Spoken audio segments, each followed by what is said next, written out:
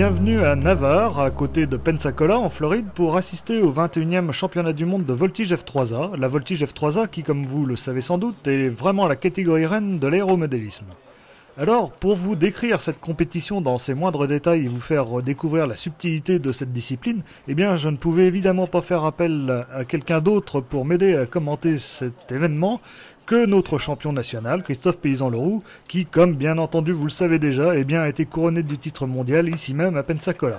Bonjour Christophe. Bonjour Laurent, bonjour à tous.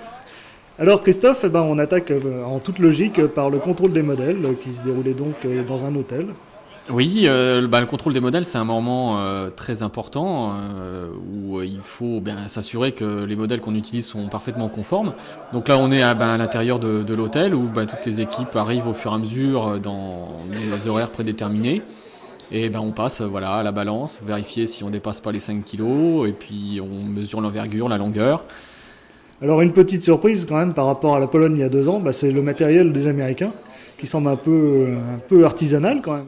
Oui, là, ils avaient un calibre de 2 mètres pour mesurer la longueur et l'envergure. C'était simpliste, mais enfin, ça marchait. Bon, les avions étaient un peu bancals sur leur balance, mais...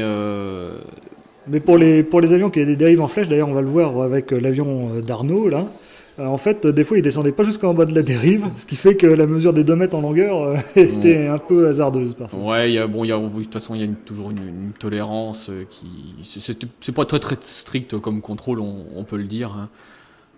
Ce qui est surtout important de vérifier, c'est que les étiquettes du fuselage et de l'aile d'identification sont là pour ne pas que les pilotes mélangent ensuite les machines ou utilisent une troisième machine éventuellement, quoi. Ce qui est bien entendu rigoureusement interdit. Tout à fait. Alors à l'issue de ce contrôle, on a pu voir que les modèles de l'équipe de France étaient à peu près au même poids, aux alentours entre 4,1 kg et 4,2 kg. Tous les autres pilotes étaient quasiment largement en dessous des 4,5 kg. On avait, je crois, les modèles les plus légers de la compétition. Nous nous retrouvons sur le terrain pour les entraînements. Alors les premiers arrivés, ce sont comme d'habitude, je serais tenté de dire les Japonais, avec évidemment une débauche de matériel impressionnante. Oui, alors les Japonais ont vraiment toujours des avions parfaitement réalisés. Là, celui de Naruk.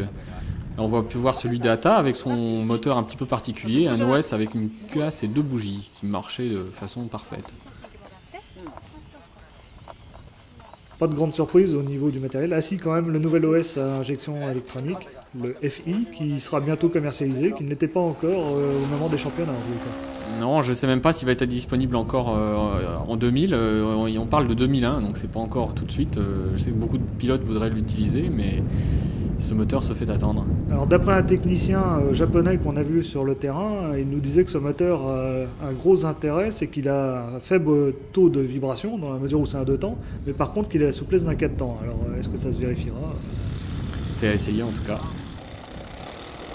Alors un concurrent européen qu'on connaît bien, Roland Matt. Oui, qui vole ici avec un Larimar construit par PL Prod. Roland, l'année dernière au championnat d'Europe, a fait très fort. C'était un des prétendants au titre cette année, donc on l'a suivi avec attention pendant les vols d'entraînement. Mais les vols d'entraînement, c'est du calibrage un petit peu pour tout le monde et il faut toujours se méfier un petit peu de ces vols-là qui sont un petit peu de l'intox des fois. Alors évidemment, très suivi aussi, les Américains. Oui, les Américains, avec en particulier le retour de Chip Hyde. Donc là, c'était la première fois qu'on leur voyait de voler depuis quelques années. Et puis je dois dire que les premiers vols qu'il nous a fait nous ont tout de suite assez impressionnés. Et de toute façon, il ne venait pas là pour faire de la figuration, il venait là pour gagner, ça c'est sûr. En fait, c'était la grande inconnue, Hyde. C'était la grande inconnue, oui. On en avait entendu parler, on savait qu'il volait bien. Moi, j'avais suivi les résultats sur Internet de la sélection américaine. Où il a pris la tête dès le départ et il avait gagné avec de l'avance. Donc ça allait être un concurrent très rude. Et c'est votre tour de monter les modèles pour vous entraîner. Alors les conditions étaient comment lors des entraînements? Alors les entraînements, il faisait très très chaud. Hein. Il y avait un petit peu de vent. Des conditions qu'on retrouvera pendant toute la compétition, un petit peu variables, surtout en vent. Très fort le matin, baissant dans l'après-midi et remontant ensuite. C'était vraiment très très variable et assez pénible. Et en fait, le vent va se renforcer pendant toute la compétition, durant toute la semaine, à cause du cyclone qui s'approchait des côtes pourtant lointaines de la Floride côté ouest, alors qu'on était à l'extrême est. Il n'empêche qu'on en a subi tout de même les conséquences, surtout vers la fin de la compétition. On en reparlera plus loin. Donc Laurent en entraînement. Les vols d'entraînement sont vraiment très importants, surtout quand c'est sur le site du championnat. Ils nous mettent vraiment bien dans l'ambiance dès le départ. Il faut vraiment s'appliquer au début pour essayer de bien se mettre et être à l'aise, quoi. Donc on essaie de se mettre dans les conditions de la compétition dès le départ, même si il y a beaucoup de choses à régler.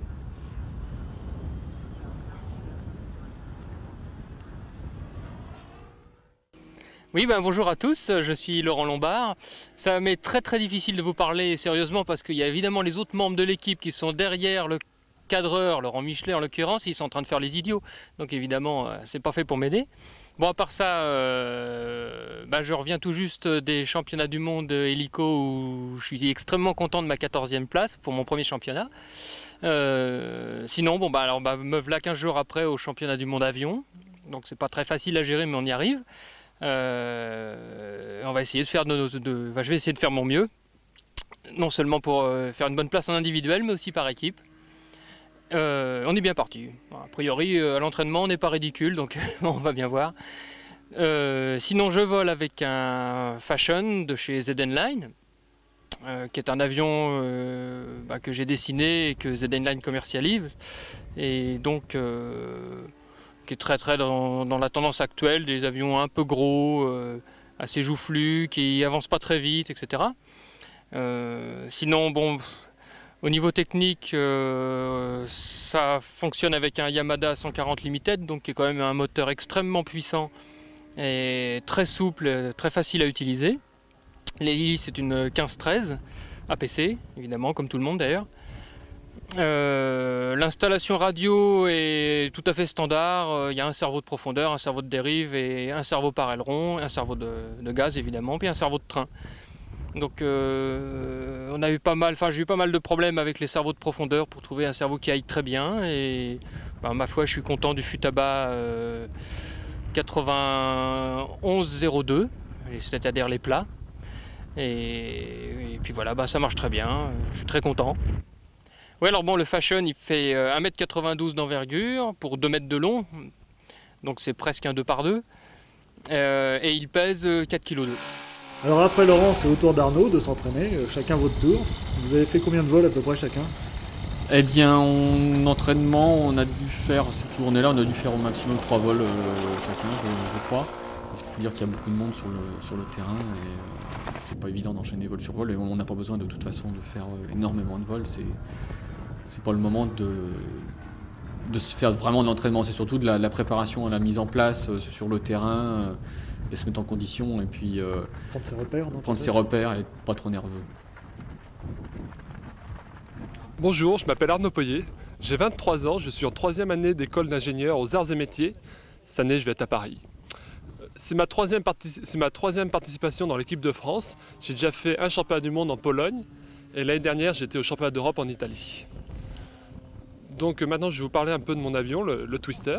C'est un avion personnel qu'on a créé avec mon père, qu'on a voulu un peu dans la lignée de ce qu'a fait Akiba il y a 2 ans en Pologne. Donc un fuselage très volumineux qui nous paraissait voler très bien. Pour ce qui est de l'aile, on s'est plutôt inspiré de l'aile du Caprice de Christophe ou de l'aile de Silvestri avec son Huygens, avec une forme symétrique qui donne un look très particulier à l'avion en l'air. Donc on a réalisé le plan, on a réalisé le master, on a réalisé le moule. On a passé tout l'hiver à faire ces nouveaux modèles. On a trouvé un artisan français pour nous faire les fuselages, car ça nécessite une étuve et on n'avait pas d'étuve pour que la résine sèche bien. Donc je parlais un peu des caractéristiques du modèle. Il fait 2 mètres de long, il fait 1,88 m d'envergure. On a voulu garder une aile assez petite pour pouvoir bien pénétrer dans l'air. Le poids était à l'origine de 4,1 kg, il doit faire un peu plus maintenant avec quelques petites modifications. Le moteur c'est un 140 Limited. On a enlevé le bâti Yamada pour mettre un bâti Hyde qui nous donne moins de vibrations. Pour les cerveaux, je suis équipé comme les autres membres de l'équipe. J'ai des 9102 aux ailerons à la profondeur et à la dérive j'ai un 9 kg, un 9204. Je suis en 6 volts avec un régulateur de tension, ce qui me permet d'avoir toujours la même tension pour mes cerveaux, toujours le même couple, toujours la même force. Alors évidemment, entre chaque vol, c'est le débriefing. Oui, il faut effectivement regarder un petit peu ce que font les autres et puis essayer au sein de l'équipe de faire que chacun s'améliore. On ne voit pas toujours quand on est pilote de certains défauts des fois on répète systématiquement, donc ça fait du bien de sentir un petit peu ce que les autres en pensent, quoi. Donc, justement, on va voir là dans quelques instants que l'équipe était derrière toi pour bien t'aider à préparer cet entraînement, justement. Ouais. Non, on a vraiment besoin dans les entraînements de se sentir bien, quoi. Si on n'est pas à l'aise dans les entraînements, c'est difficile de sentir de bien commencer la compétition, quoi. Bon, il fallait aussi qu'on ajuste bien nos moteurs parce qu'on n'a pas utilisé le carburant qu'on espérait. On espérait avoir notre carburant, l'AMG, et puis le carburant est jamais arrivé. Donc il a fallu utiliser du carburant local qu'on a eu du mal un peu à avoir parce qu'on ne l'avait pas prévu. Donc il a fallu qu'on règle un peu nos moteurs qui tournaient totalement différemment de chez nous au moins au départ. Il fallait tourner vraiment très riche. Par contre, on avait 200 tours de plus. Oui, alors justement, à ce propos, il y a une petite anecdote, c'est qu'il semblerait qu'il y ait une petite, comment dirais-je, une petite suspicion sur la composition du carburant, sur les étiquettes en tout cas. C'est vrai qu'on a demandé du carburant avec le même pourcentage de nitro de ce qu'on avait l'habitude d'utiliser, c'est-à-dire du 25. Et je soupçonne qu'il n'y ait pas que du 25 dedans, mais probablement du 30. Et cette suspicion se confirme parce que Arnaud a essayé en rentrant du carburant avec 25% de nitro et il avait nettement moins de puissance que ce qu'il avait en Floride, quoi. Le Cool Power étant le sponsor de la compétition, il ne pouvait pas se permettre de faire un carburant moyen. C'est clair. Alors pilotage pupitre bien entendu et toujours en mode 2. Oui, mode gaz à gauche, oui, on va pas changer une méthode qui marche, hein. Qui a fait ses preuves. Oui.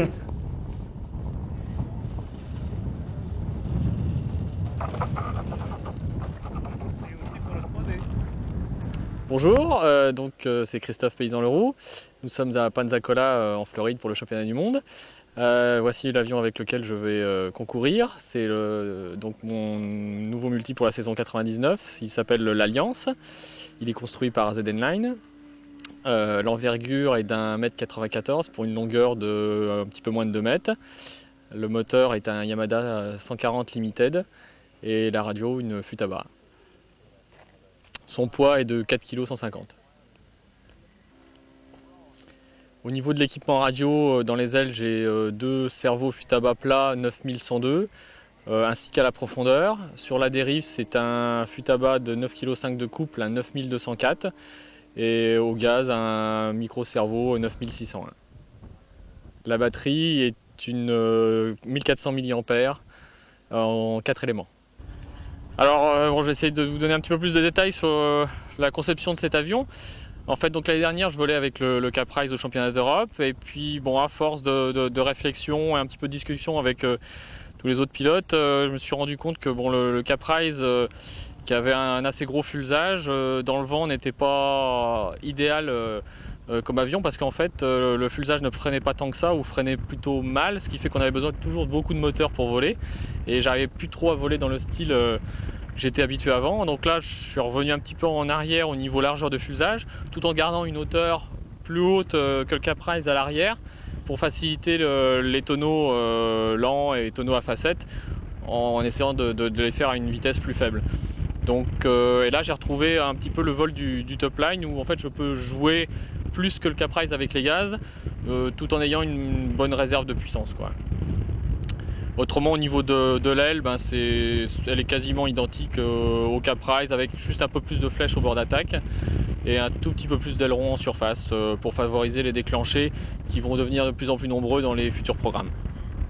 Donc c'est un modèle que j'espère garder encore plusieurs années et je pense sera encore bien adapté aux futurs programmes, aux programmes qu'on aura dans les années à venir. Donc la préparation pour le championnat du monde s'est faite dès le début de l'année avec le prototype de ce modèle. Ensuite les avions de compétition sont sortis un petit peu plus tard. 2 pour le championnat de France qui s'est déroulé fin juillet, plus un qu'on a construit en secours au mois d'août là. L'entraînement, les 2 dernières semaines, j'ai effectué 3 vols tous les jours. Et avant, j'avais volé régulièrement tous les week-ends.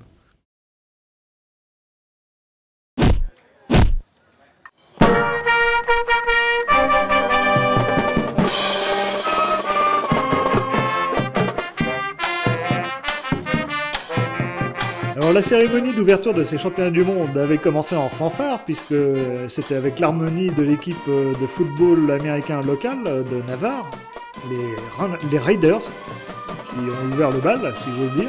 Mais par la suite, ça s'est fortement dégradé parce que, pendant 1h30, on a eu droit aux hymnes nationaux. Il faut dire qu'il y avait un nombre impressionnant d'équipes cette année au championnat du monde. C'est la première fois qu'il y avait autant de pays. Oui, il y avait 34 pays, voilà, on a défilé. On a fait le tour du stade et puis après on s'est positionné et à la surprise un peu générale, ils ont commencé à nous faire avancer avec l'hymne de Chine. Alors on a commencé très fort avec l'Argentine. Avec l'Argentine, oui, avec un hymne qui a duré quasiment 4 minutes. Ouais. Alors là, tout le monde a très vite calculé en disant 34 pays multiplié par 4, oh là là, on n'est pas sorti là. Quelques pays, il y avait un hymne qui était quand même nettement plus court, heureusement. Et là, je comprends pas trop l'organisation qui a fait cette option. C'est vrai que c'est sympathique pour les pays. Il y en a certains qu'on n'a pas beaucoup entendus ou qu'on n'entendra peut-être pas souvent. Ouais. Donc là, on a pu avoir tous les pays. Donc voilà, l'équipe de France avec la Marseillaise.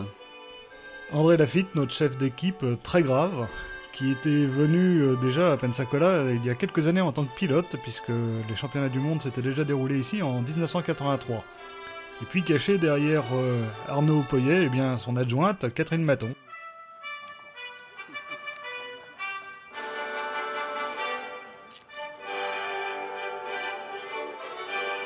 Des pays qu'on n'a pas l'habitude de voir, entre autres Hong Kong ou la Slovaquie. Et tout le monde a le droit à son hymne, là, et tout le monde part avec un pied d'égalité, on peut le dire, au moment de la compétition. Trinidad et Tobago, c'est la première fois qu'ils participaient. Il y a plusieurs pays dont c'était la première participation, d'ailleurs. Alors, on commence à voir que les équipes commencent à discuter un peu entre elles, c'est un peu moins la rigueur qu'au début. C'est vrai que rester debout et attendre un petit peu comme ça, c'est quand même très long. Ouais, quasiment 1h30, il faut quand même le dire. Ouais. Et il y avait, il faut le dire, vraiment très peu de spectateurs. C'était vraiment en petit comité, vraiment que les compétiteurs et accompagnateurs qui étaient présents. Ouais, il y avait très peu de monde. Très très surprenant pour les États-Unis où on s'attendait au contraire à quelque chose de grandiose. Ouais.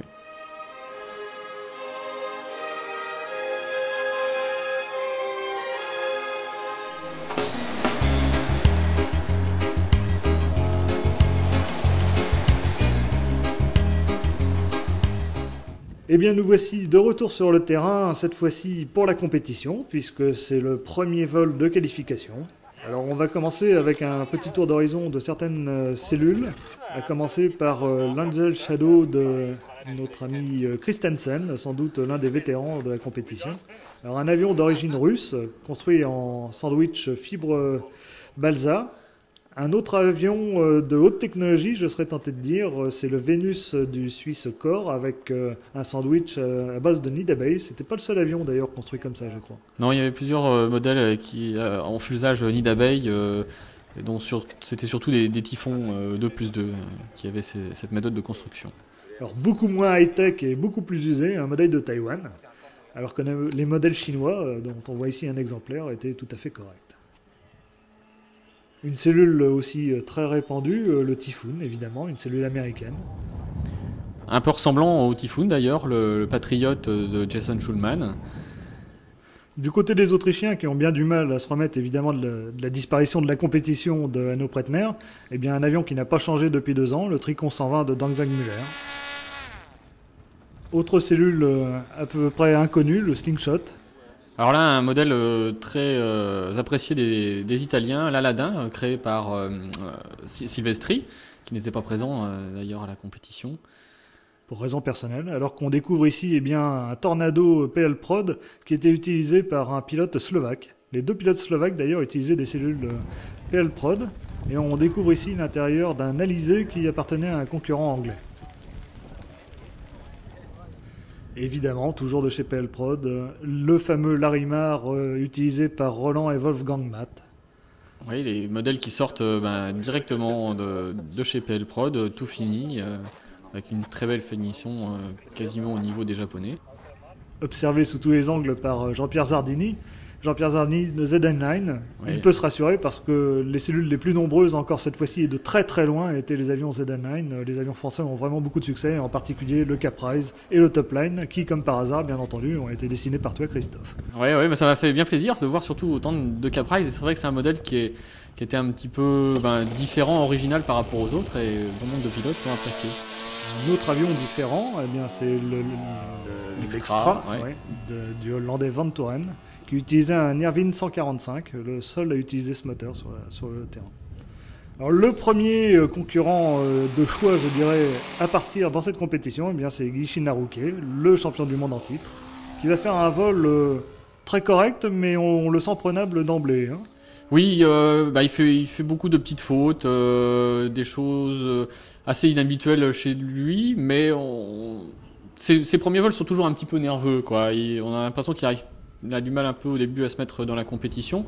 Il faut dire que les conditions de vol sont pas grandioses au début, il y a pas mal de vent. Il utilise un nouveau modèle qui ressemble un petit peu à celui de il y a 2 ans. Il est toutefois un petit peu plus gros et il est toujours équipé du même moteur, l'OS 120 à compresseur. Un concurrent chinois. Alors les Chinois qui, paraît-il, avaient pendant un moment fait illusion et qui sont redescendus dans les profondeurs du classement depuis quelques compétitions.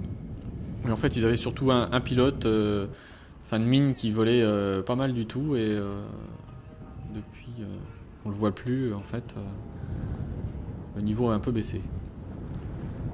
Alors c'est ton tour, premier tour de compétition. Dans quel état d'esprit tu es à ce moment-là? On est tendu parce que là, tout le monde nous attend un petit peu au tournant, quoi. On est plusieurs prétendants à la victoire, mais on essaie de faire le mieux possible. On essaie de faire un petit peu le vide autour de soi et puis faire le mieux qu'on peut, quoi. Hein. De toute façon, le but c'est de marquer les esprits d'entrée de jeu. D'entrée de jeu, oui, voilà. Il faut vraiment taper très très fort dès le départ. Et bon, pour ma part, ça s'est pas mal passé au début. On a eu pas mal de chance, je veux dire, au niveau tirage au sort. On s'est bien positionné dès le départ, et ce qui a permis d'avoir des conditions météo. En fait, le vent a chuté 2-3 vols avant que je passe. Donc ça a permis de faire une différence aussi par rapport à ceux qui passaient précédemment, et donc de donner un meilleur impact sur les juges. Psychologiquement, ça permet de rentrer mieux aussi dans les vols. Et c'est vrai que je me suis bien senti sur ce vol-là, j'ai pas fait trop de fautes et c'était vraiment important de le réussir. En quelques mots, comment est-ce que tu définirais ton style? Ça c'est très difficile à dire. En général, quand je commence la compétition comme ça, que je suis un peu nerveux, j'essaie de ralentir un maximum et de faire un vol très souple, voire encore plus souple que d'habitude pour avoir le temps de corriger, le temps de piloter. Donc les rotations sont, comme on peut le voir là, un peu plus lentes. Pas trop de gaz si les conditions météo le permettent, pour se donner du temps. Il faut trouver le temps de bien piloter son avion. Alors tu souffles à la fin de ton vol, mais je crois que tu as vraiment fait un superbe vol, un vol d'anthologie qui a tout de suite marqué les esprits. Ça c'est clair, je crois que dans l'esprit de tout le monde, ce premier vol était remarquable. Quelques concurrents plus loin, eh bien, on retrouve Laurent Lombard pour son premier vol lui aussi, qui va faire une excellente prestation. Oui, il va faire un vol vraiment bien. D'ailleurs, il s'est bien senti dans ce vol-là. Très peu de fautes, bien en distance, en trajectoire. Et bizarrement, il n'a pas pris de points du tout sur ce vol-là. On n'a pas trop compris pourquoi. C'est ce qui est le plus embêtant en fait dans ce genre de compétition, c'est de sentir qu'on vole bien mais comprendre pourquoi on ne prend pas de points, c'est bizarre. Oui, mais moi je lui ai dit, tu avais l'air à l'aise dans tes baskets de seconde. Ouais. C'est vrai, c'est pas mal. Oui, très très bon. Non, là je suis content. Philippe Marquet, le meilleur pilote belge, sur Caprice lui aussi. Alors on n'a pas compté les Caprice sur le terrain, mais il y en avait bien une quinzaine. Hein. Il y en avait pas mal, oui, j'étais un peu étonné. Et l'un des derniers ténors à passer le soir, eh bien, ce sera Chip Hyde qui va lui aussi réaliser un vol tout à fait correct. Il n'y a pas de doute, vous êtes tous dans la course et à quelques points. Fort heureusement, eh bien, c'est toi qui vas mener la danse dès le début, Christophe. Oui, pas de beaucoup, 1,5 point. Là, je tire les blindés d'armes que j'ai mis pour fixer mon capot, qui a tendance à vibrer un petit peu, et comme je suis un peu limite en bruit, bah, on met toutes les chances de son côté. Sinon, la conclusion de la journée alors? Bah, ça s'est pas mal passé pour le moment. Apparemment tout le monde, il y a Laurent qui attend ses points là, mais Arnaud et les siens, ça a été bien, donc faut que ça continue comme ça, encore 4 jours comme ça, et puis après, On sera champion. Quelle impression sur les autres concurrents? Bah, à part Hyde qu'on vient de voir voler là, qui a bien volé, les autres ce matin nous ont pas impressionnés. Donc on n'a pas vu voler, moi j'ai pas vu voler Somenzi, ni Ata et Akiba. Mais a priori c'était pas grandiose non plus. Donc, mais bon, les conditions ont été assez changeantes, il y a eu beaucoup de vent en début d'après-midi et en fin de matinée, et puis le vent s'est calmé un peu quand on est passé. Donc on a eu un petit peu de chance aussi. Donc, mais il faut en avoir, hein, sinon c'est pas marrant. Deuxième tour de qualif et encore un Caprice, cette fois-ci d'un concurrent danois je crois. Alors des Caprice, il y en avait de toutes les couleurs. Ouais, ici c'était la décoration copiée qu'il me semble. Sans doute que tous ces pilotes étaient un peu désappointés de voir que tu ne volais pas avec un Caprice, si ça se trouve. Et oui, mais bon, j'avais fait le choix de la météo, le Caprice étant un petit peu délicat à piloter dans le vent. Donc tu avais déjà des informations au préalable sur le fait qu'il y aurait certainement du vent à Pensacola. Ouais, je savais qu'à Pensacola il allait y avoir du vent, et c'est ce que tout le monde a annoncé, donc il fallait vraiment faire l'avion l'optimum pour cette compétition-là. Ici on peut voir Ata qui vole avec son Explorer, avec un fuselage impressionnant en hauteur. Il avait un style de vol totalement différent d'habitude, volant très très petit. Arnaud, un peu tendu et qui vérifie le sens du vent, qui n'a pas arrêté de tourner pendant toute la compétition. Ouais, tout à fait, et qui était très souvent en plein travers, vraiment très délicat, avec son fuselage très haut sur le côté. Ben, bon, peut-être que ça le souciait un petit peu, mais il s'en sortait très très bien et il tenait bien l'avion en distance. Heureusement, il avait retravaillé son aile avant la compétition, elle était plus petite et il était nettement moins embêté qu'au championnat de France par exemple.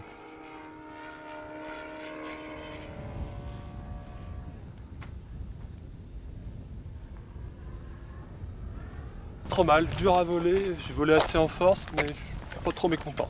Pas de grosse faute, quoi. Voilà. Un concurrent de Hong Kong, qui est aussi une vedette de la télévision. Et un concurrent qui parle avec les mains, eh bien ça ne peut être qu'un pilote italien. C'est Marco Benincasa, mon confrère de la revue Aeromodellistica, qui vole lui aussi, devinez sur quoi? Eh bien sur un Caprice. Oui, il l'utilise depuis 2 ans maintenant. Il avait très bien volé avec au championnat d'Europe où il avait obtenu une superbe 4e place. Et là, il a fallu qu'il se batte un petit peu plus avec le vent, je pense, et ça l'a un petit peu embêté. Mais il s'en est malgré tout bien sorti quand même.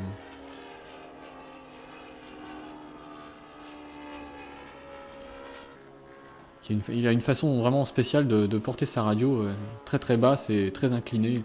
Heureusement que les radios ont une rotule pour l'antenne. Quant à Akiba, eh bien, il est passé tout près de la catastrophe. On le voit ici qui est en train de modifier un émetteur. Et en l'occurrence, ce n'est pas son émetteur, c'est celui d'un de ses équipiers.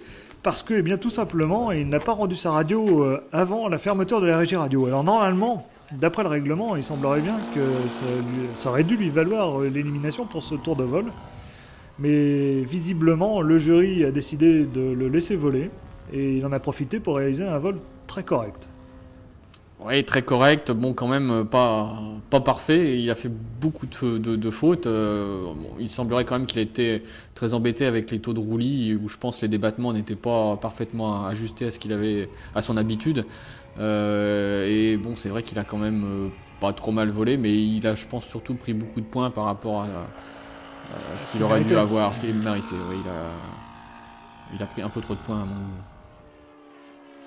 Ici donc Jason Schulman qui décolle Alors par rapport aux autres Américains, il a un vol un petit peu différent. Je dirais qu'il a un style européen avec une hauteur de vol américaine. Il vole très très bas. Par contre, son vol est très cool et nettement plus grand que les autres pilotes américains comme Hyde et Kurt Gray.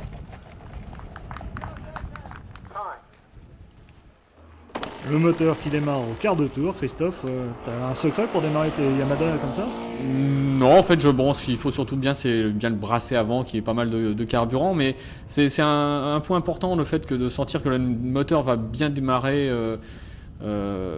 J'avais eu quelques soucis il y a 2 ans de démarrage et ça m'avait un peu perturbé quand même, mais non, c'est vraiment bien de savoir que son moteur part au quart de tour. Bon, il y a toujours le démarreur qui est là à côté pour partir, mais un moteur qui est bien réglé doit bien démarrer, je crois que ça c'est important. Des souvenirs de ce deuxième vol?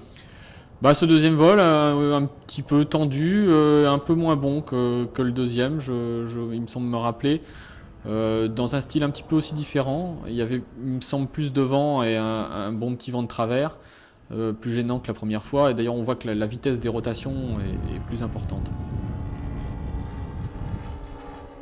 Alors vous dites quoi, dites-moi là? Les conditions de vent sont pas bonnes par rapport à hier. Les conditions sont difficiles, donc Christophe, c'est difficile. Donc, on a vu qu'il s'est battu, quoi. Ça donnait pas l'impression de facilité qu'il a d'habitude. Mais ça surtout reste un excellent vol. Nous en sommes déjà au 3e tour de qualification et un des premiers concurrents à partir le matin, eh bien c'est Laurent qui va être un petit peu perturbé par une patrouille qui fait beaucoup de bruit là-bas dans le fond du terrain. Oui, la patrouille des Blue Angels qui était en train de s'entraîner en plein pendant le vol à Laurent.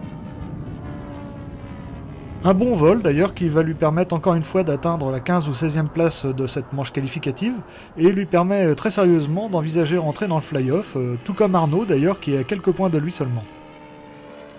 Moi je disais donc que dans mon 8 cubain, il y a les Blue Angels qui sont passés en arrière-plan. Puis je me suis dit, bon, le 8 cubain, je vais le voir toute l'année, hein, alors que les Blue Angels, je vais le voir qu'une seule fois. Donc j'ai préféré regarder les Blue Angels plutôt que mon avion. Non, c'est une bêtise. Hein. Encore un petit alignement de 4 Caprice qui fait des envieux du côté des Colombiens, visiblement. Et au décolle, modèle sud-africain. Alors les Sud-Africains qui ont eu un peu de mal, hein, vous allez le voir, c'est nettement moins précis que ce qu'on a vu jusqu'à présent. Alors il y avait quand même de gros écarts entre les nations, c'était très visible. Ici, bien, un personnage, puisqu'il s'agit d'Emil Wiesendanner, le fabricant des trains rentrants. Et Monsieur Van Vliet, le Hollandais, qui lui aussi a quelques championnats du monde. Je crois que c'est le vétéran d'ailleurs de cette probablement. Et son fils vole aussi dans l'équipe hollandaise, un peu comme la famille Matt.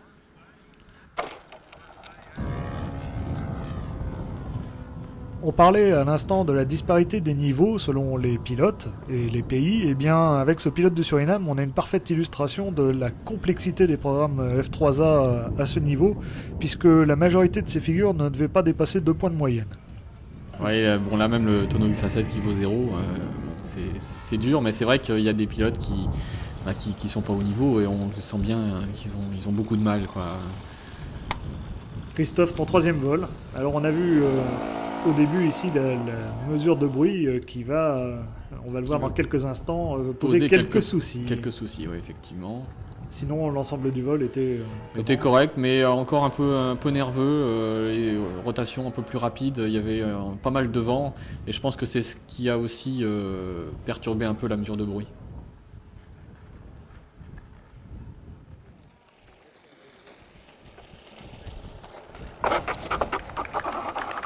Ouais, on a eu chaud aux fesses là, on peut le dire. Ah oui, avant de décoller, donc le bruit était trop important.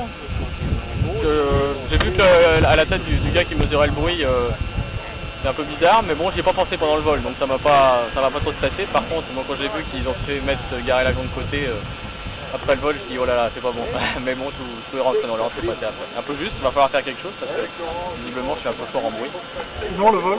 Le vol, très difficile, des conditions très dures en l'air. Ça a un vent de travers qui pousse terrible et puis ça commence à taper pas mal là, avec les pompes, donc un peu difficile. J'ai mis beaucoup de gaz, mais bon, l'ensemble était pas trop mal quand même, je pense. Ici Carlos Webb, le Brésilien, qui décolle avec son Aran 5. Alors il va connaître sur un déclenché un petit problème que vous allez tout de suite comprendre. Et à l'issue de son vol, eh bien, il va être un peu dépité. En fait, il va devoir l'écourter tout simplement parce que, eh bien, sous la violence de la figure, un de ses stabs a cassé. Ouais, les modèles ont de plus en plus de puissance et c'est vrai que les cellules doivent aussi être très très solides. On cherche toujours à gagner du poids au maximum, mais des fois c'est au détriment un peu de la résistance. Ici en vol le meilleur représentant allemand, Stefan Fink, qui vole avec un extra EZ 2+2. Une cellule qui est donc vendue prémontée tout en bois par la marque japonaise qui a connu quelques soucis ces dernières années et qui est beaucoup moins présente. Et au décollage, le chance du 4e larron de l'équipe japonaise, puisque Gishi Naoke compte en tant que champion du monde et non pas dans le classement de l'équipe. Le chance qui a la particularité d'avoir un train fixe. Oui, il y a des trains fixes qu'on retrouve de plus en plus sur beaucoup d'avions. Et je pense qu'à l'avenir, on risque d'en voir pas mal, puisqu'a priori, ils apporteraient un peu quelques avantages, surtout en tonneau. Donc on va essayer ça cet hiver. Kike Somenzini, qui vole avec une cellule américaine. Il a abandonné ses designs au profit d'une cellule dessinée par Ron Shijie. Et il l'a fait sciemment puisque ça se passait aux États-Unis, m'a-t-il dit.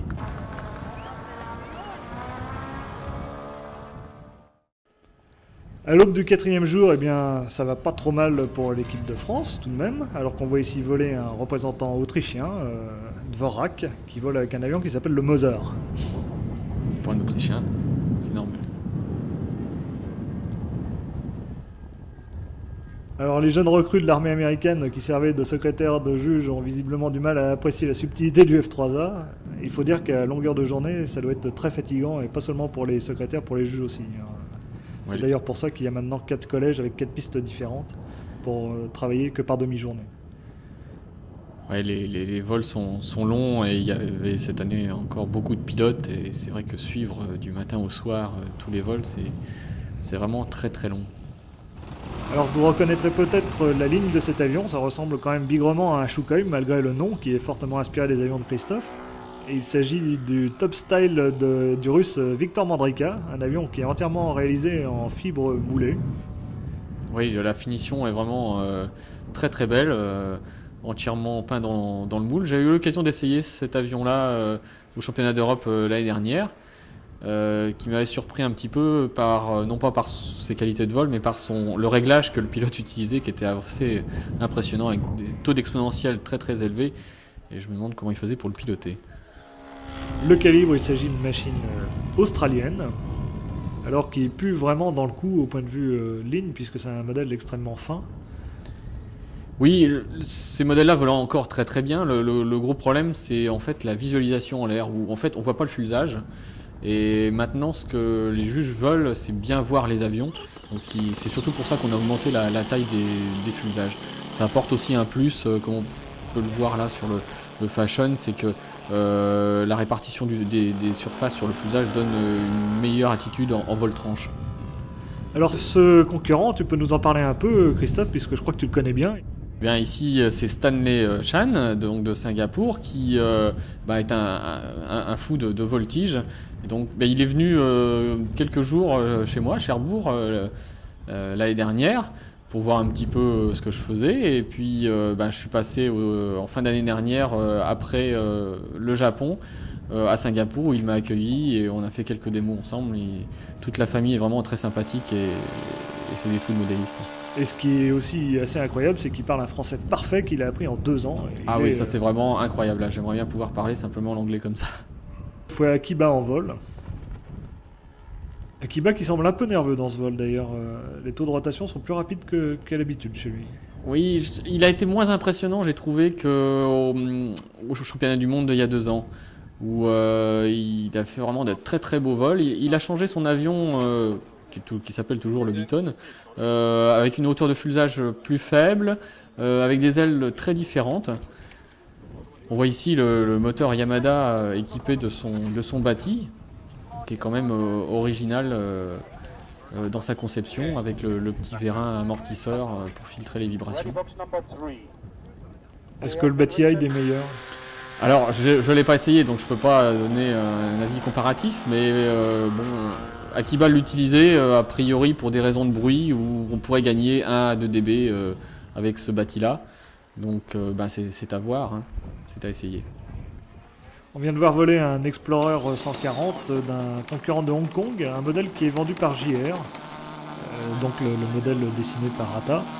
Et au décollage ici, eh bien, le modèle du finlandais Erola, qui est lui aussi à train fixe, et lui ça fait déjà 2 ans qu'il vole avec ce modèle à train fixe. Oui, ça a été un des premiers à utiliser le train fixe, mais c'est vrai qu'on en voit de plus en plus. Ça simplifie la technique, ça c'est certain.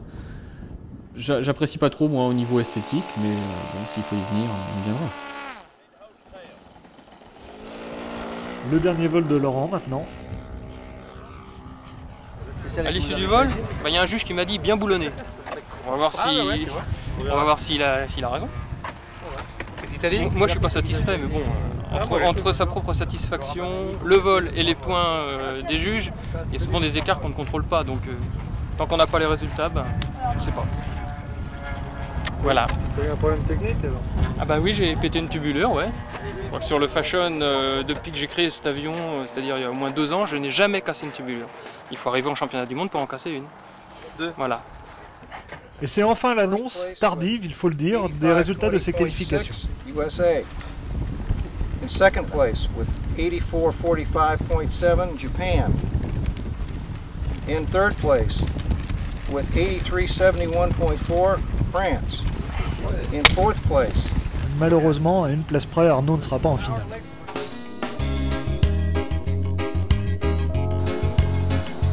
Donc nous sommes jeudi matin et nous sommes sur le centre d'entraînement des Blue Angels, le Recreation à Bronson.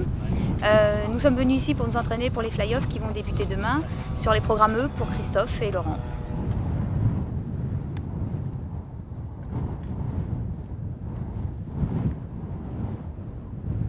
Et a priori, eh bien, vos vols d'entraînement se déroulent pas trop mal, malgré un vent très très fort parce que le cyclone s'est rapproché des côtes et fait des ravages donc du côté de la Caroline du Sud. Et on en a les conséquences, même si le ciel reste bien bleu chez nous, le vent est vraiment très très très violent. Alors c'est un peu rassuré que je vais vous laisser vous entraîner et que je vais aller en balade. Je suis loin d'imaginer que de retour à l'hôtel, eh bien, je vais trouver un attroupement sous ta fenêtre, Christophe. Et il semble bien que tu aies eu une petite catastrophe. Oui, eh bien les vols commençaient plutôt bien, le premier vol entraînement. Et puis le deuxième vol, l'avion partait un petit peu dans tous les sens. Je mettais ça sur le compte du vent. Et en fait, j'avais un gros souci technique. Ça a fui à quel niveau là? Ça a fui au niveau d'un filtre qui était à l'intérieur du fusage, entre le réservoir et le couple moteur. Il y a eu une petite fuite qui s'est infiltrée par le cerveau train rentrant, par la prise des ailes. Et puis c'est rentré complètement à l'intérieur de l'aile, donc ça a mangé une grande partie du polystyrène. Toute la résine qui est au milieu, le tissu de verre, ne tient plus rien. Ce qui fait que dans les manœuvres, l'aile se déformait et puis l'avion, j'avais des réactions un peu bizarres. Et puis on a vu au sol effectivement que toute la peinture dessous était fripée. Donc là on répare l'avion avec du matériel de fortune pour avoir un deuxième avion, un avion de secours quand même au cas où j'avais un problème sur mon numéro 2.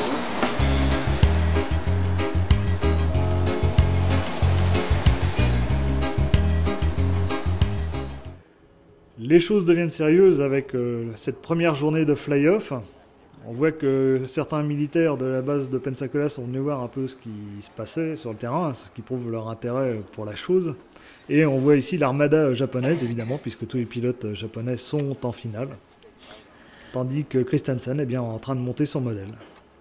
Oui, et là, la différence des vols de championnat où chacun va passer à son tour et va démonter son avion au fur et à mesure. Là, en fait, tous les pilotes vont se retrouver en même temps sur le terrain avec tous les avions montés. Et là, c'est l'attente sérieuse pendant que certains règlent leur culbuteur avec les billets de $. D'autres essaient de se concentrer.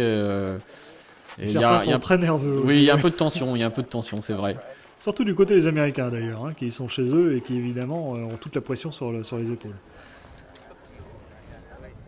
Alors là, le moment toujours assez difficile, c'est le premier départ. Et le premier départ, c'est Roland Matt qui a tiré au sort la première place. Et ça, c'est pas toujours bon en fait pour la suite des événements. C'est un peu dommage pour lui dans la mesure où à l'issue des qualifications, eh bien, il était 4e, il avait une excellente place.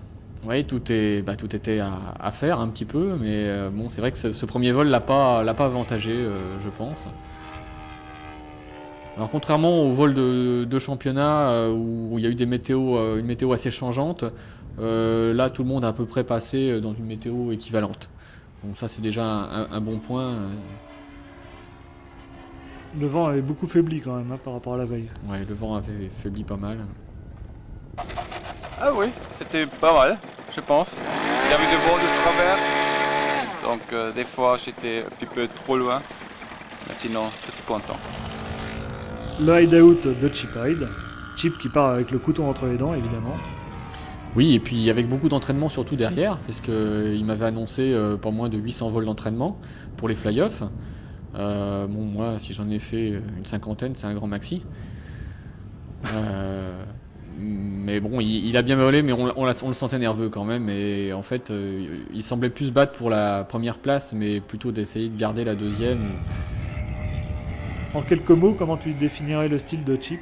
Alors son style est équivalent à ce qu'il faisait il y a quelques années, c'est-à-dire voler très petit, très bas, mais toutefois avec beaucoup de gaz, ce qui fait que ça donne une certaine brutalité dans son vol, et c'est ce qui est un petit peu dommage. Je pense qu'il gagnerait à voler un petit peu plus souple, mais bon, c'est vrai que c'est difficile de changer son style. En tous les cas, il y a une cellule qui est adaptée à son style de vol. À son style de vol, oui, et aussi aux conditions météo qu'on avait en fait, parce que l'avion était relativement petit et il me passait vraiment très très bien dans le vent. Tout au contraire de l'Angel Shadow de Christensen, qui lui est un fuselage très ventru et qui semblait un peu gêné tout de même par les conditions. Il semblait gêné, il était un peu plus lent, et il était aussi, je pense, assez lourd. Je crois qu'il faisait dans les 4,9 kg, il me semble, et ça c'est pas un avantage quand même avec ce genre de machine.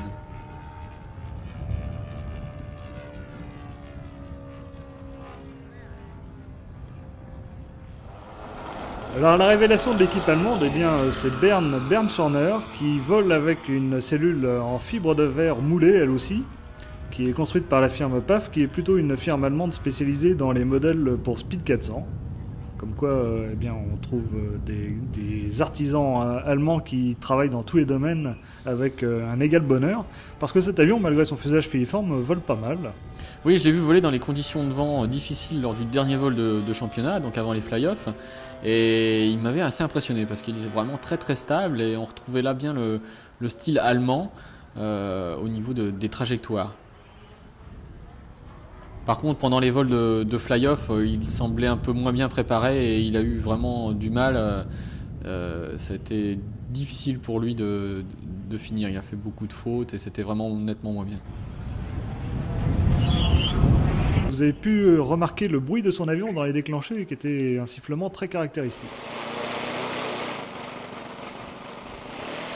Gishi Naruke, qui avait en fait à sa disposition deux cellules, le Narlar avec lequel il a volé pendant tous les championnats, et le Super Narlar qui était un dérivé avec un fuselage plus large à l'avant, probablement qu'il l'aurait utilisé si le vent avait été plus faible. Oui, il était aussi équipé d'un moteur différent, puisque c'était l'OS 2 temps avec le système de l'injection électronique. Oui.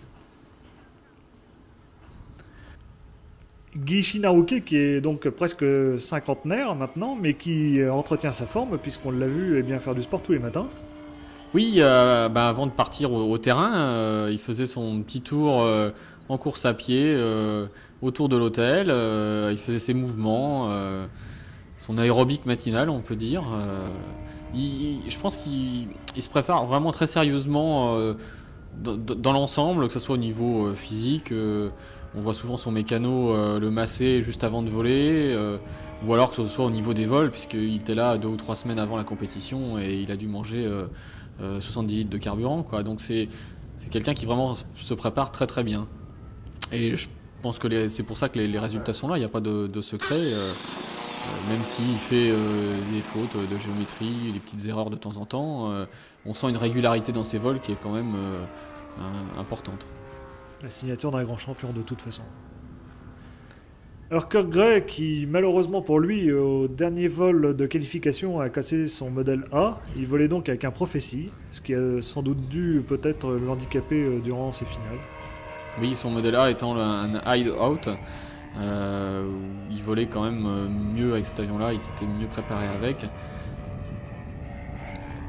Avec le Prophétie qui est maintenant âgé de 2 ou 3 ans, c'est le même qu'il avait au championnat du monde en Pologne. Bon, il a un peu le même problème que les pilotes qui ont les anciens modèles, c'est-à-dire que le fuselage est très fin, on le voit assez mal. Et ça, c'est pas très bon par rapport au juge. Alors la concentration, Christophe, toujours importante chez toi, hein. Ça dure longtemps et tu t'isoles complètement avant tous les vols. Ouais, il me faut, je dirais, un quart d'heure pour être vraiment tranquille, essayer de bien se mettre dans le vol, essayer de tout oublier à côté. Et un des vols que j'ai le moins bien réussi, c'est celui où en fait il y a eu un peu de précipitation avant et où les vols se sont écourtés un peu avant moi, et au lieu d'être un quart d'heure tranquille, j'ai été peut-être que 5 ou 10 minutes et j'étais moins bien. Le fait aussi de ne pas regarder les autres voler, c'est assez important parce qu'on aurait tendance à se calquer un petit peu sur ce qu'ils font. Et forcément, s'ils volent moins bien, on vole un peu moins bien, quoi. Donc, c'est pas trop regarder. On regarde un peu au début du championnat et puis à la fin, on essaie de penser que à son vol. Voilà, Akiba qui se pose et c'est à ton tour. Ouais, le départ, c'est un moment important. Le bon démarrage du moteur. Essayer de faire toujours les mêmes mouvements pour que les vols soient bien répétitifs. Le réglage du moteur est un moment capital aussi pour être sûr de passer au bruit et puis d'avoir un moteur qui soit bien souple en l'air. Si le moteur est un petit peu trop pauvre, il va faire un peu de bruit. Il ne va pas avoir la même réaction au niveau de l'utilisation des gaz que s'il est un petit peu riche. Donc ça, il faut faire vraiment attention à tout ça. On peut voir d'ailleurs que dans le ciel bleu, ça fume pas mal. Et ça, avec le vent, c'est un petit peu pénalisant. On n'a pas trouvé de solution miracle pour faire disparaître la fumée encore, mais c'est pas très bon d'avoir un avion qui fume beaucoup. Mais bon, quasiment tout le monde a le même problème, donc c'est moins grave. Alors évidemment, ce premier vol de fly-off est capital encore d'un point de vue psychologique, et d'autant plus que tu n'as plus aucun avion de réserve. Oui, alors effectivement, ce vol était très important, il fallait le réussir. Et surtout que bon, j'avais pas donc mon avion de secours, mais on a essayé de jouer un petit peu le côté psychologique avec justement ce problème-là, parce que les bruits commençaient à courir, comme quoi j'avais préparé un avion spécialement pour le programme de fly-off, qui était mon avion B, et en fait les gens savaient pas qu'on avait eu un problème technique avec le numéro 1, et on l'a volontairement pas divulgué afin de pas faire un impact négatif sur les juges.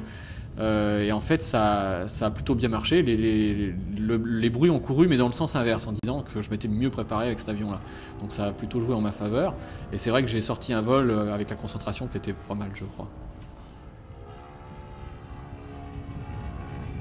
C'est moins qu'on puisse dire, puisque ça va être d'emblée le 1000, le meilleur score de ce premier vol de fly-off.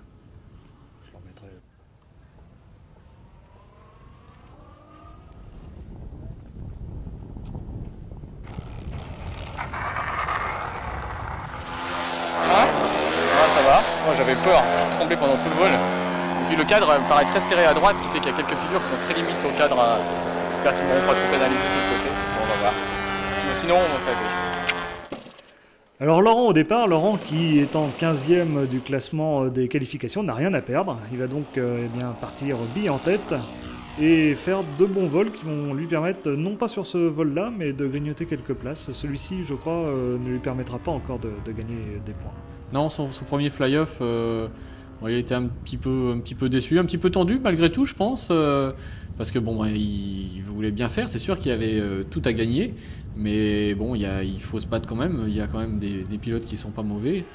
Et puis c'était son premier fly-off, il faut dire. C'était son premier fly-off en championnat du monde, oui. Bon, il y a 2 ans, donc Laurent était vraiment passé tout près du fly-off. Il avait fait le vol de présentation pour les juges avec quelques soucis d'ailleurs. Et là, il est rentré tout juste dans le fly-off.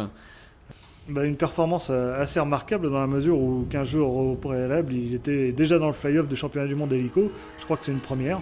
Il est vrai que Chip Hyde a aussi remporté cette année le championnat du monde de racer. Lui aussi a fait 2 excellentes performances cette année, mais Laurent est quand même, en tous les cas en Europe, le premier à réussir cette performance. Surtout dans les catégories aussi différentes que l'hélico et la voltige. Tour de Kike Semenzini, qui va faire des vols en progression pendant tout le championnat, pour finir pas mal dans les vols de fly-off, même si on a toujours l'impression que son avion barrique un peu en tonneau. Son aile avec le porte-de-fuite droit y est peut-être pour quelque chose. On commence maintenant à avoir plus des avions avec des ailes un petit peu symétriques. Mais Kike qui a un style vraiment reconnaissable, hein. En fait, on sent bien dans ses déclenchés en particulier le style que l'on connaît déjà avec ses avions du TOC. Oui, il y a vraiment des déclenchés qui sont typiques à ces vols. Et certainement avec un réglage bien particulier, comme ces vrilles d'ailleurs, qui sont très très plates, où il doit utiliser beaucoup de profondeur. Ce premier tour de qualification se termine avec l'envol de ce T-34 d'un élève pilote de la Navy. Et on attend les premiers résultats. Alors évidemment, tout le monde est suspendu à l'affichage des notes. Et la bonne nouvelle ne va pas tarder à tomber. C'est bien parti.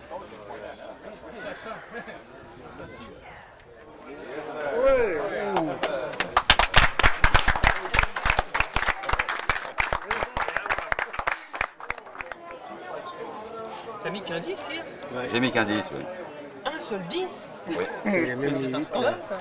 Il y en a un là sur les figures debout, il met 4 10, 2 9. J'ai fait 6, 7, 8. Le lendemain matin, c'est le deuxième tour du fly-off. Arnaud, c'est la vedette, c'est un show permanent, tous les quarts d'heure. Il fait un décollage, il va voir ce qui se passe là-haut, il se repose parce que le plafond est trop bas.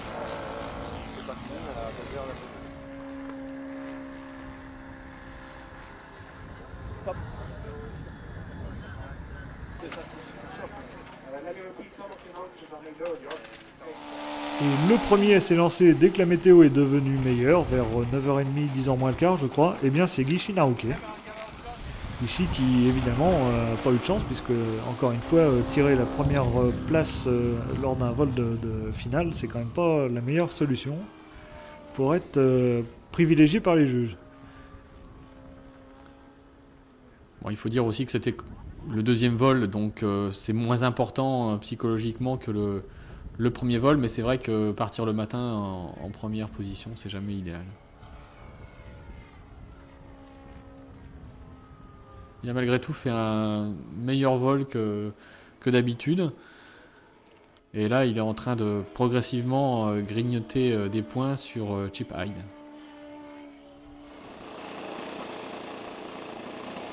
Alors au départ de ce deuxième vol de fly-off, Christophe, t'es dans quel état d'esprit? T'as déjà la sensation d'avoir le titre en poche ou pas? Ah bah non, là on l'a pas encore en poche, il y a encore 2 vols à faire. Bon, c'est vrai qu'il y a deux vols de fait avec 2000. Donc, sur 3000 au total. Sur 3000 au total possible, donc il reste un 1000 à faire.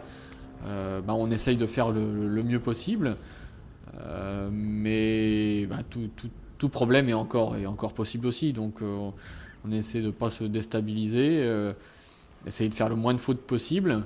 Tu me disais aussi que tu avais essayé de changer de style pratiquement à chaque vol? Oui, sur les finales, j'ai changé un peu le style, surtout dans la profondeur. Dans le style, la souplesse, ça reste la même, mais dans la taille des figures, j'ai volé un petit peu plus grand. Le cadre m'a semblé assez petit au premier vol, et j'ai voulu aussi ne pas prendre de risques et ne pas faire de sortie de cadre, où on peut très vite perdre des points bêtement. Et tu me disais que c'était aussi une manière de déstabiliser les autres concurrents? Oui, parce que bon, chacun se regarde quand même un petit peu et on essaie de se copier un petit peu les uns les autres. Et en changeant le style, on peut perturber un peu ses concurrents. Alors ici, Atta qui démarre et qui règle son moteur comme à son habitude avec le train à rentrer. Alors ça a fait couler beaucoup d'encre déjà et il continue. Donc a priori, il n'a pas l'air d'avoir peur d'un moindre contrôle à ce niveau-là, puisque le bruit est, il faut le dire, toujours quelque chose qui fait très peur. Hein. Ça a été durant ce championnat, particulièrement à cause du vent, on l'a déjà dit, mais vraiment, les mesures de bruit ont été le cauchemar de beaucoup de concurrents. Ouais, plusieurs pilotes ont dû repasser au bruit. Certains ont eu la chance de passer après, au deuxième contrôle, mais il y en a d'autres qui ont pris des zéros. Il y a même pilote russe qui s'est fait prendre à utiliser un interrupteur pour diminuer le bruit, et là il a été disqualifié. Donc, Laurent qui touche très souvent avant de décoller au réglage de son moteur. Il veut vraiment être sûr que son moteur tourne parfaitement. C'est vrai que c'est important de bien sentir le moteur, surtout que bon, ce jour-là, il y avait pas mal d'humidité, et l'humidité joue énormément sur le réglage des moteurs 4 temps. Et Laurent qui vient de sortir là un vol assez exceptionnel qui va lui permettre de remonter au classement.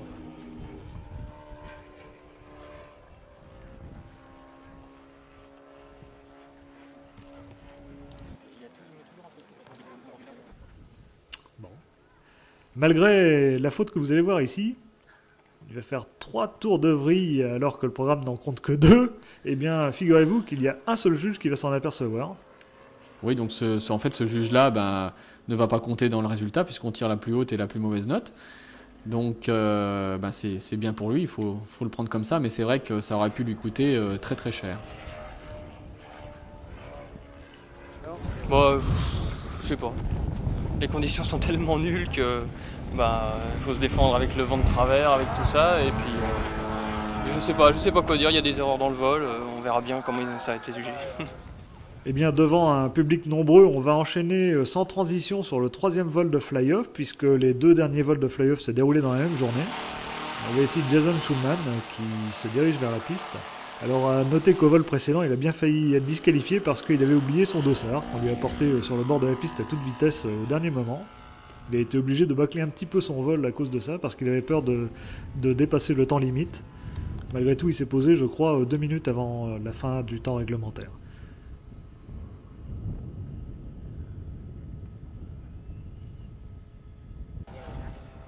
Et pour ce dernier vol, il semble bien que le vent se soit un peu relevé, il me semble.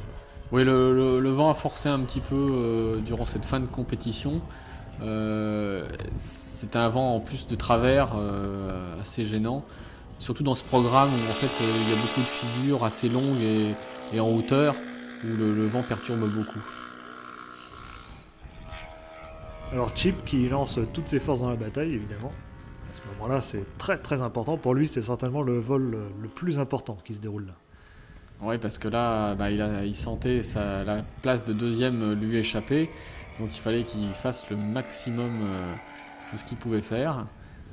Mais malgré tout, ça ne suffira pas.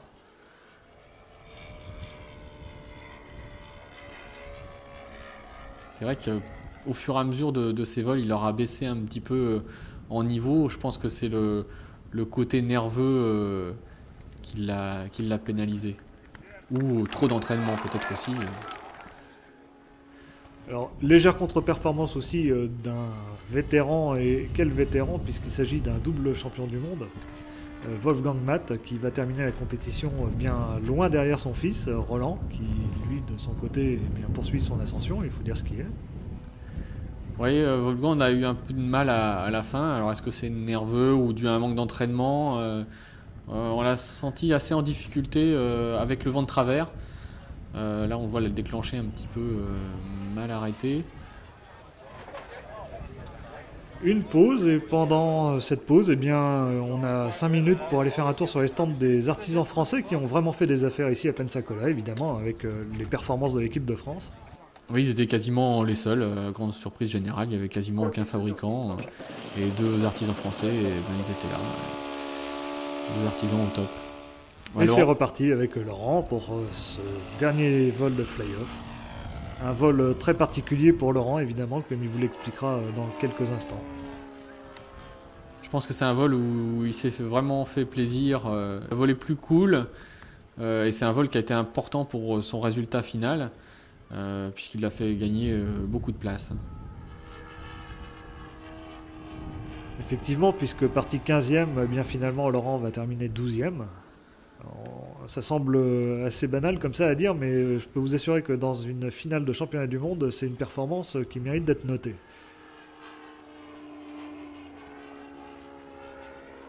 Il ne fera pas l'erreur 2 fois de louper sa vrille, et sa dernière vrille sera parfaite.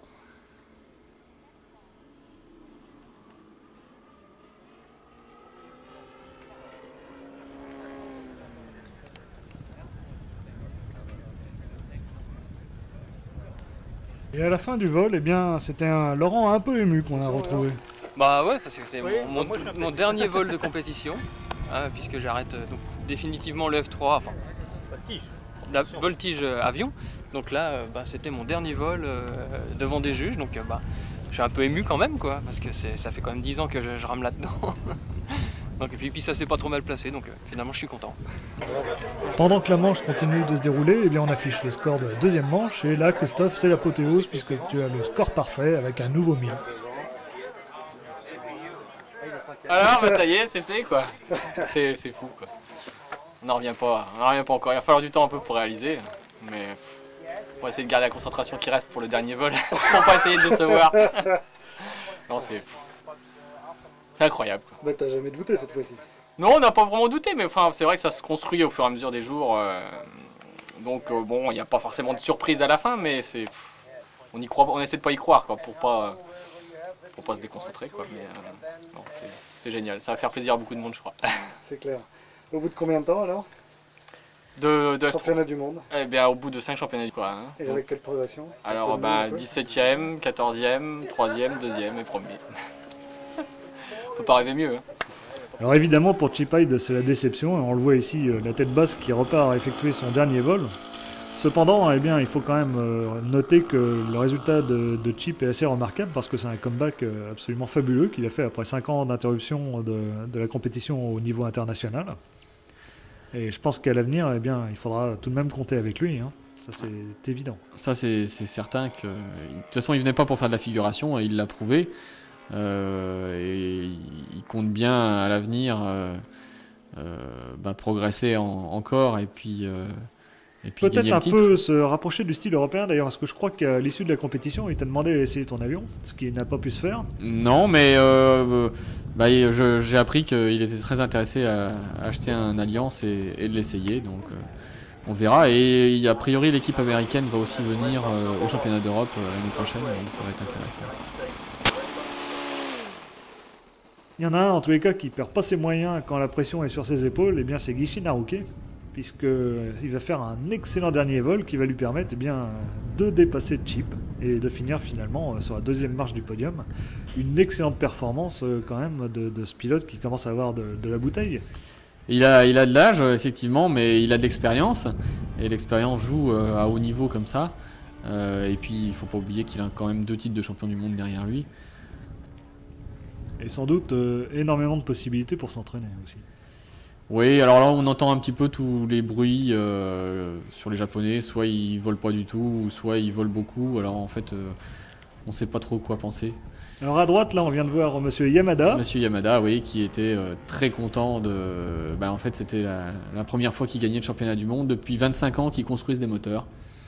Donc ça lui a fait bien plaisir que je remporte ce titre. Et là, donc, c'est le dernier vol où c'est vrai qu'il y avait plus de pression par rapport au résultat. Par contre, il y avait, je dirais, une pression vis-à-vis des spectateurs qui étaient très nombreux à avoir volé le champion du monde. Et j'étais presque un peu plus tendu que les vols précédents. Le vol était d'ailleurs un peu moins bon, il y a des petites fautes. Ce qui t'a pas empêché, encore une fois, de faire le 1000. De faire le 1000, ouais, quand même au passage. Le 1000. Là, on peut voir quand même qu'il y avait pas mal de vent au vu de l'entrée de vrille. Mais j'avais pas mal travaillé les entrées de vrille, contrairement à il y a 2 ans en Pologne où ça m'avait peut-être coûté le titre. Là, il fallait faire quelque chose pour pas perdre de points tout au moins sur ces figures. Et ton point fort, bien entendu, c'est toujours la géométrie. Ça, c'est incontestable. Alors, on essayait effectivement de faire les figures les plus géométriques possibles. Même si le coup d'œil n'est pas toujours facile à voir. Ce qui est important aussi, c'est de la vitesse de vol. Je pense que la vitesse de vol constante donne une impression de géométrie, même si la figure n'est pas parfaitement exécutée. Là, on a vu par exemple une faute assez importante où la différence de roulis dans les 2 tenons sens opposés était assez importante. Autant j'avais bien réussi dans mon premier vol que dans ce vol-là, c'était pas excellent.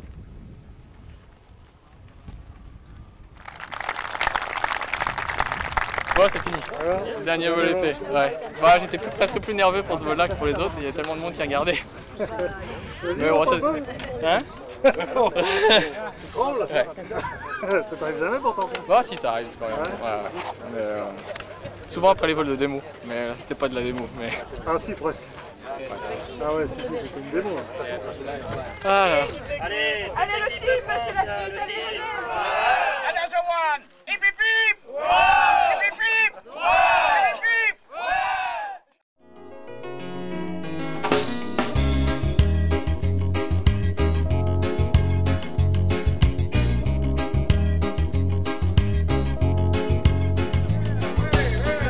Le podium par équipe, eh bien, sans surprise, les Américains sont premiers, les Japonais second et la France est bien troisième. C'est la seconde fois que la France monte sur un podium de championnat du monde, puisqu'en Pologne, non pardon, au Japon il y a 4 ans elle était seconde.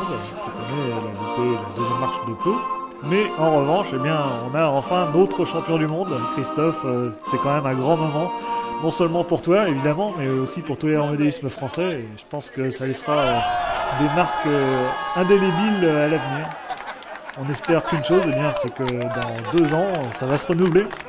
Ah ben on va essayer de s'y préparer dès maintenant. Je pense au championnat d'Europe parce que les programmes changent et il va falloir se mettre au niveau. En tous les cas, il y avait de l'ambiance. Ouais, il y avait de l'ambiance, ça c'est sûr. C'est vraiment un grand moment.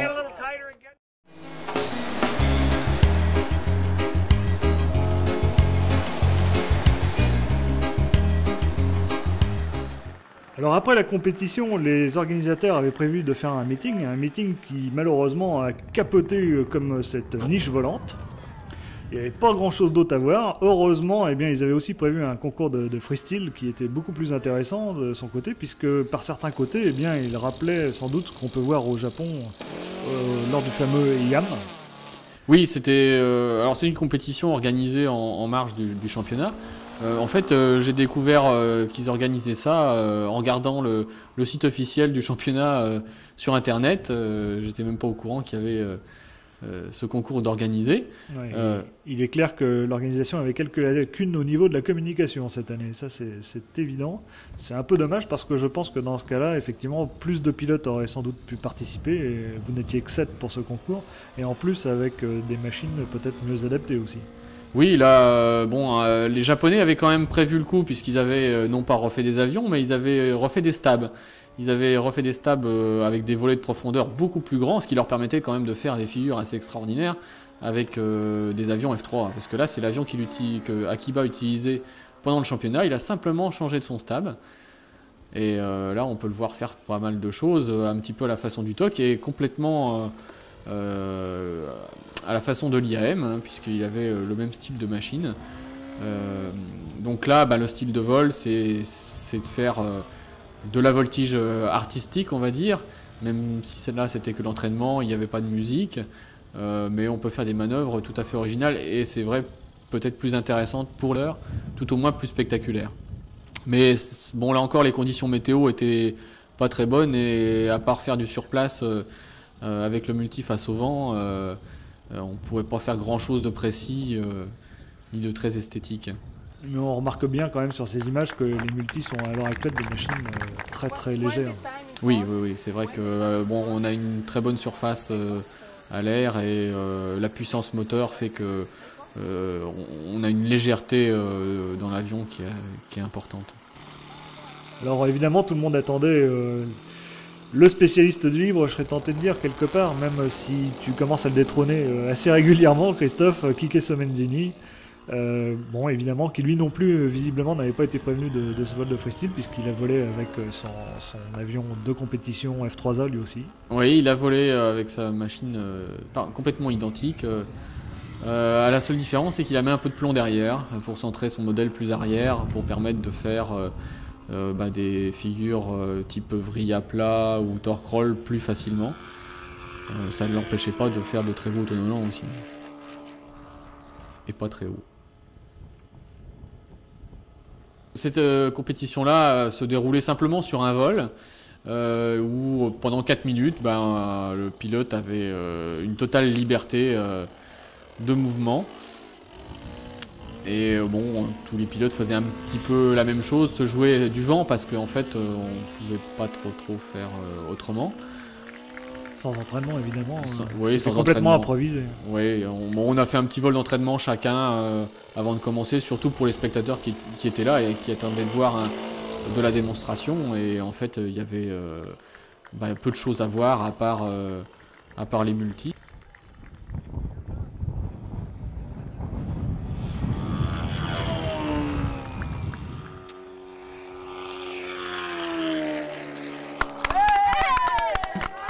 L'aile passe vraiment très près du sol. Et c'est vrai qu'avec le vent, la maîtrise des trajectoires n'était pas évidente.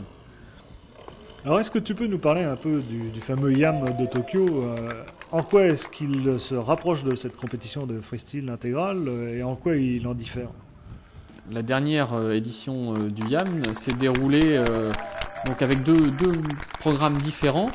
Un programme sur une musique imposée, donc donnée par l'organisateur. Donc on a reçu une cassette avec l'invitation et il fallait faire un programme de libre entièrement sur cette musique.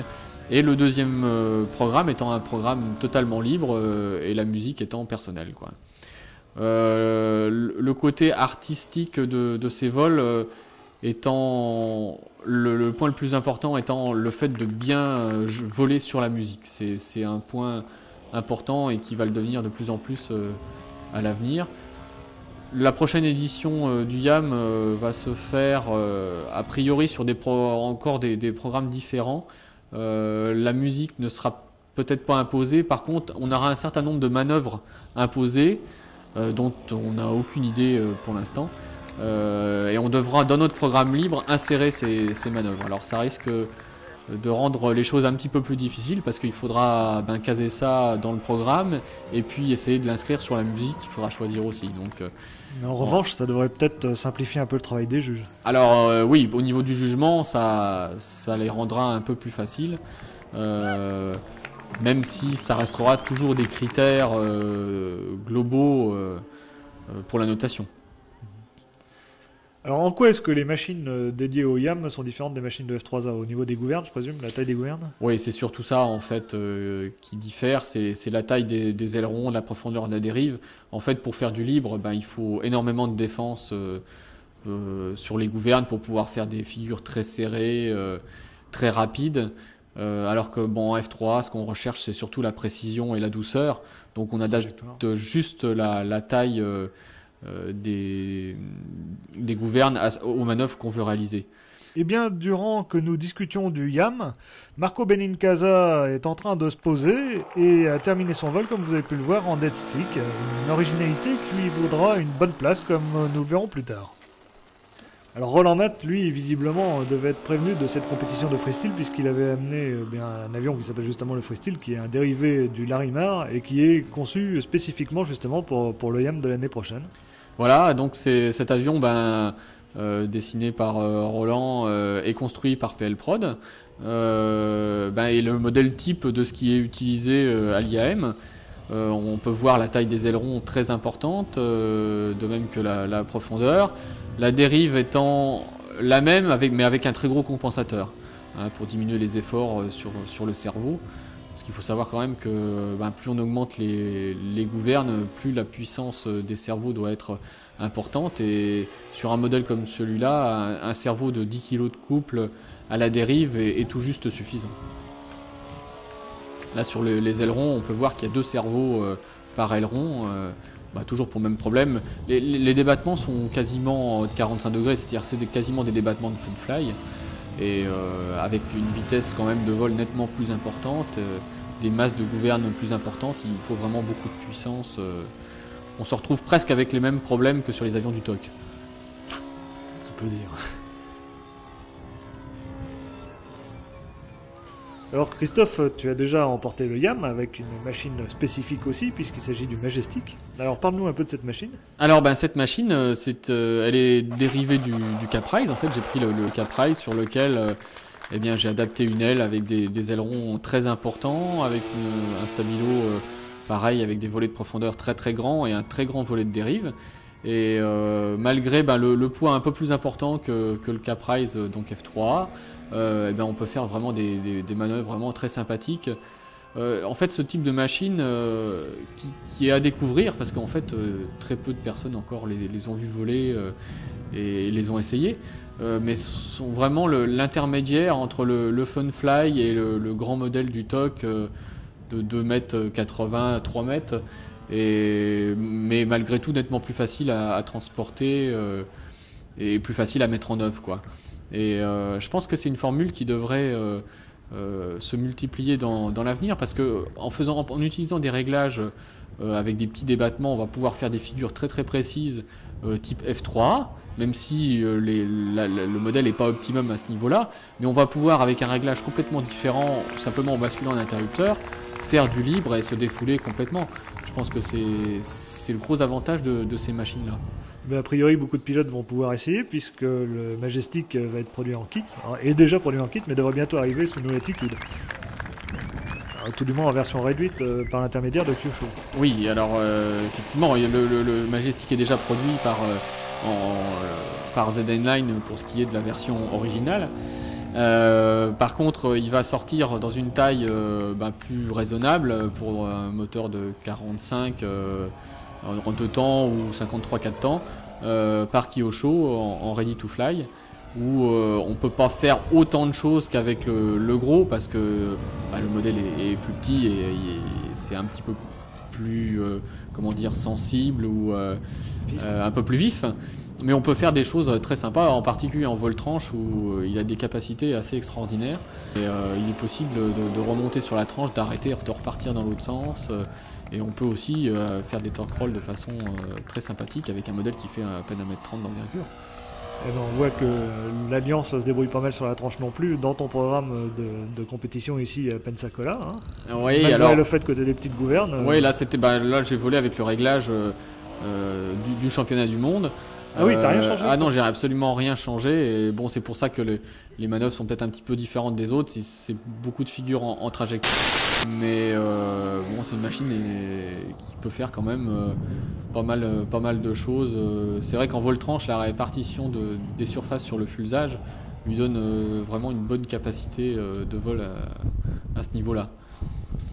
Et en mettant un débattement suffisamment important à la profondeur et à la dérive, on peut aussi réaliser des torque rolls.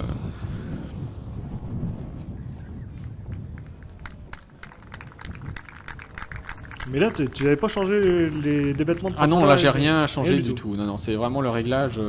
Donc là, il me manquait vraiment du débattement, surtout aux ailerons, parce qu'en fait, j'utilise très peu de débattement aux ailerons. Et je basculais simplement l'interrupteur. Attention. Hop. Ouais, alors ça, c'est l'exploit de finale. Ouais, c'est bon, c'est un petit peu la pression du moment, et puis l'envie de faire plaisir un peu à tout le monde qui fait que le vol descend au fur et à mesure, et puis à la fin, on fait un petit passage d'eau, et puis la dérive touche. Je l'ai pas fait exprès, hein, c'est passé bas. Au moment où j'arrive à baisser un peu, ça a touché. Bon, tout le monde était content, c'était le principal. En tous les cas, comme ça, ton Alliance champion du monde porte la signature de la piste de Pensacola. Voilà. Il est signé cet avion et je pense que tu vas le conserver précieusement. Ouais, on va le conserver vraiment précieusement cet avion. Alors Atta a volé avec un des avions qu'il avait au championnat, mais c'est celui en fait où le fuselage est plus gros. Il avait 2 modèles différents, et dont un avait une surface latérale vraiment monstrueuse, et c'est celui-là qu'il utilise ici en libre. La hauteur du fuselage est quasiment la moitié de la hauteur de la dérive. C'est vraiment impressionnant. Et il nous a fait des vols moteurs avec beaucoup de moteurs, et vraiment l'avion est solide. Oui, tout à fait. Et vous noterez aussi sur les côtés du fuselage des petits aérofreins qui sont couplés avec la commande des gaz. On les voit pas parfaitement, mais je ne sais pas si c'est très efficace pour freiner l'avion. J'avoue que je me pose des questions. Alors c'est vrai que leur surface n'est pas très grande, et on a du mal à croire que des petites surfaces comme ça puissent vraiment freiner l'avion qui quand même est relativement gros. En tous les cas, Atta nous a fait un programme de brut, je serais tenté de dire. Vous allez voir à quel rythme il va terminer son programme. Je peux vous dire que pour le cadreur, c'est vraiment pas facile à suivre.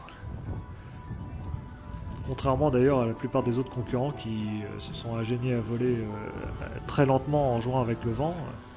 Eh bien, lui, il a été à fond la caisse toute la fin de son vol. Avant d'assister à la remise de prix de ce concours de freestyle, Christophe, je tiens à te remercier pour nous avoir accompagnés dans le commentaire de ce reportage sur cet événement historique qui restera sans doute le plus grand moment de ta vie, je pense, en tous les cas de modéliste. Et on espère pour toi que dans 2 ans, ce sera la même histoire qui recommencera et tu viendras encore nous la raconter, je l'espère. À bientôt, donc merci pour tout. Merci, et puis à bientôt, j'espère effectivement pour le prochain championnat du monde.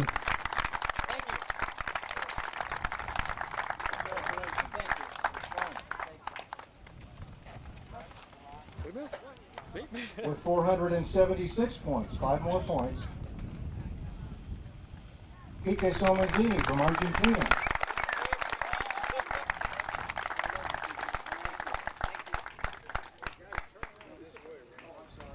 In first place, with 548, Christophe Pesant-Leroux from France.